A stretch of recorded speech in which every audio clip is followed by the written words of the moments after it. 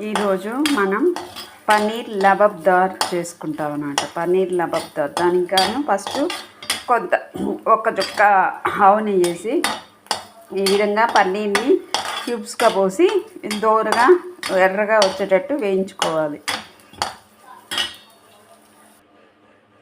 ఇప్పుడు దీనిలో మీగడ పన్నీర్ వేయించి పెట్టుకున్నాం కదా, ఇప్పుడు మీగడ వేసి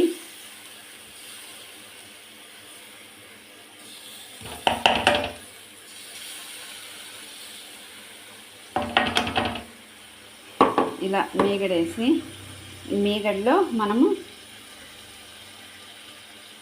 దాల్చిన చెక్క, 2 ఎండుమిరపకాయలు, జీలకర్ర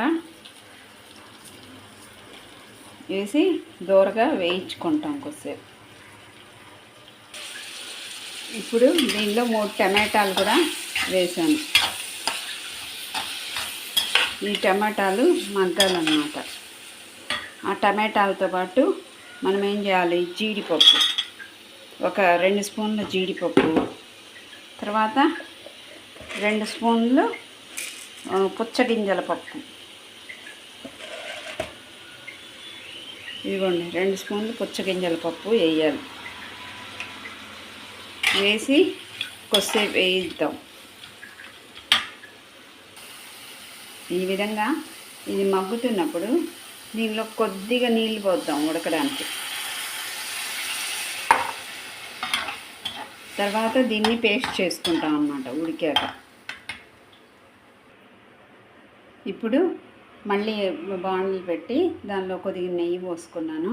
తర్వాత దీనిలో అల్లం వెల్లుల్లి పేస్టు, బిర్యానీ ఆకు, జీలకర్ర,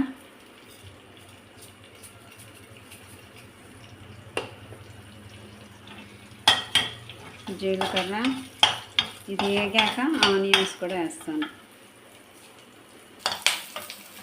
ఇప్పుడు అల్లం వెల్లుల్లి పేస్టు, పచ్చిమిరపకాయ, బిర్యానీ ఆకు, జీలకర్ర వేసుకున్నాం కదా, ఇది కొద్దిగా వేగాక ఈ ఆనియన్స్ వేయాలి.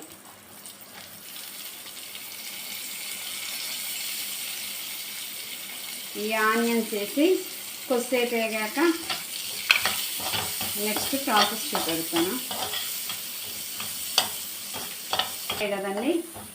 ఇప్పుడు ఆనియన్స్ వేగాయి కదా, ఇప్పుడు దీనిలో మనం జీలకర్ర పౌడర్ 1 స్పూను, అలాగే ధనియాల పౌడర్ వేస్తున్నాను.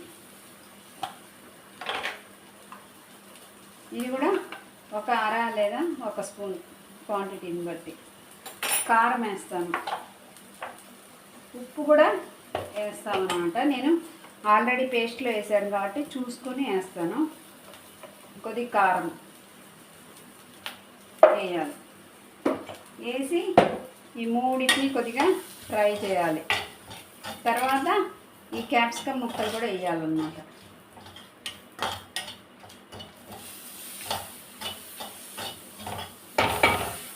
నెక్స్ట్ ప్రాసెస్ కంటిన్యూ చేద్దాం. ఇది